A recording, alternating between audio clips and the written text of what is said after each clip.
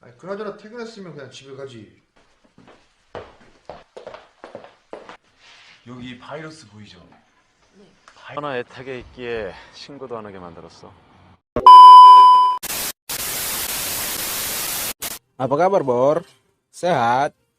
Kali ini aku mau bawain film yang berjudul God Secretary yang rilis pada tahun 2016. Film ini menceritakan tentang seorang wanita cantik yang baru saja bekerja di sebuah perusahaan sebagai sekretaris. Sebelum kita mulai filmnya, ada baiknya klik dulu tombol subscribe di atas ya, Bor. Oke, langsung saja kita mulai filmnya. Film diawali dengan adegan beberapa orang yang sedang bekerja di sebuah perusahaan. Mereka mengadakan rapat untuk mengevaluasi kinerja dan pemasukan perusahaan. Manajer tampak sangat senang karena pencapaian mereka tembus target. Lalu, datang sebuah Mini Cooper yang dikendarai oleh seorang wanita seksi yang menuju kantor tersebut. Di tempat lain, terlihat dua spesies jamet sedang menikmati sore hari dengan minum-minum karena salah satu dari mereka akan naik jabatan. Saat mereka akan pulang, mereka berpapasan dengan wanita seksi itu. Mereka sangat senang karena bakalan ada yang bening di kantor mereka. Sekretaris lama di kantor itu terlihat memperkenalkan wanita tersebut kepada bos mereka. Wanita itu akan menggantikan sekretaris yang lama karena akan melahirkan. Kita sebut saja wanita seksi ini bernama Imah. Imah mendapatkan sedikit pelajaran dari karyawan di sana. Hari pertama bekerja, Imah tak sengaja menjatuhkan berkas. Saat akan mengambilnya, bosnya datang membantunya dengan tatapan mesum. Imah sangat bersemangat bekerja. Dia pun membersihkan ruangan bosnya. Lalu, tanpa sengaja, Imah menumpahkan kopinya ke salah satu karyawan di sana. Bukannya marah, karyawan itu malah kesenangan. Imah juga senang membawakan makanan untuk kerabat kantornya karena sering kerja lembur. Besoknya, mereka mengadakan rapat lagi. Karena kinerja mereka lagi-lagi memuaskan, dan itu adalah rapat pertama Imah di kantor tersebut. Setelah sarapan, Imah membawakan kopi untuk bosnya. Lalu, si bos mengatakan padanya agar tidak terlalu rajin. Ia juga mengajak Imah untuk santai di kafe. Namun, Imah menolak karena pekerjaannya masih banyak. Saat Imah sedang lembur, dua temannya berpamitan pulang duluan. Salah satu dari mereka nampaknya naksir kepada Imah dan salting di hadapannya. Tak lama, Imah pun berpamitan kepada bosnya untuk keluar sebentar. Bosnya tersenyum melihat Imah yang terlalu rajin. Setelah itu, Imah kembali lagi dengan badan basah kuyup. Dia membelikan makanan untuk bosnya yang sedang lembur. Karena sudah dibawakan makanan, akhirnya bosnya pun mengajaknya untuk makan bersama. Tapi, Imah tak bisa lama-lama, karena masih ada urusan lain. Semakin lama Imah berada di kantor itu, Imah makin akrab dengan karyawan kantornya. Dan dari kejauhan, bosnya sedang mengintip dengan perasaan cemburu. Bosnya pun mendatangi mereka lalu mengajak semuanya pergi ke kafe untuk bersantai sejenak. Di sana, mereka bermain games dan minum amer dengan sangat asik. Si bos menuangkan minuman untuk Imah. Namun, Imah menolak karena takut mabuk. Jadi, ia balik menuangkan minuman untuk bosnya. Setelah itu, Imah pun berpamitan pulang. Bosnya yang melihat itu, sampainya di rumah Imah, si bos mengutarakan perasaannya. Imah pun hanya bisa tertunduk malu mendengar hal itu.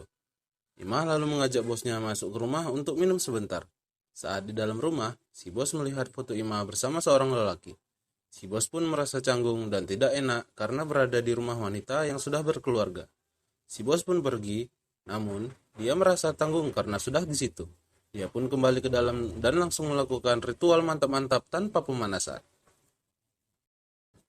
Keesokan harinya di kantor, mereka kembali seperti semula, sebagai atasan dan bawahan. Tapi, salah satu karyawan di situ merasa ada yang aneh antara si bos dan Imah. Ia pun menceritakan kepada karyawan lain kalau bos bertingkah aneh jika berhadapan dengan sekretarisnya tersebut. Temannya mengatakan bahwa hal itu biasa terjadi di perkantoran dan menyarankan tidak usah ikut campur. Sementara itu, Imah pun ditelepon oleh bosnya untuk mengantarkan kopi. Sampainya di sana, Imah pun langsung dilumat habis oleh bosnya di ruangan rapat. Salah satu karyawan melihat ruangan sekretaris kosong. Ia pun sedikit curiga, dan si bos merasa bahwa ada yang mengintipnya. Setelah pelumasan batang itu selesai, si bos mendatangi karyawannya tadi, dengan wajah kesal karena sudah berani mengintip ke ruangan bos. Imah lalu datang dan menenangkan situasi. Karyawan itu pun meminta maaf dan mengatakan tidak akan mengulanginya lagi. Imah merasa tidak enak dengan teman kantornya itu. Ia lalu meminta maaf padanya saat temannya sedang membuat kopi. Saat itu, batangnya nggak sengaja terkena bokongnya Imah, karena Imah suka nungging-nungging.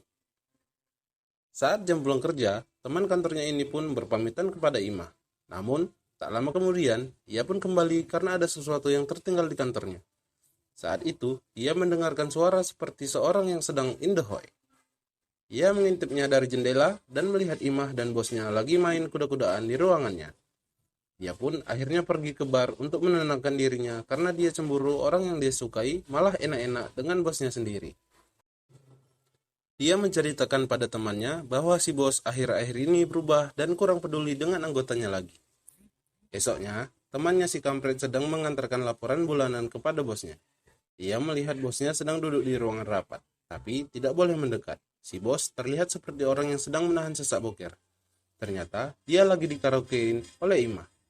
Temannya si kampret itu melihat ada yang tidak beres dengan si bos. Ia mengira kalau si bos sedang tidak enak badan. Si bos lalu menyuruhnya menaruh di meja Imah saja. Sorenya, terlihat si bos akan pergi menemui klien.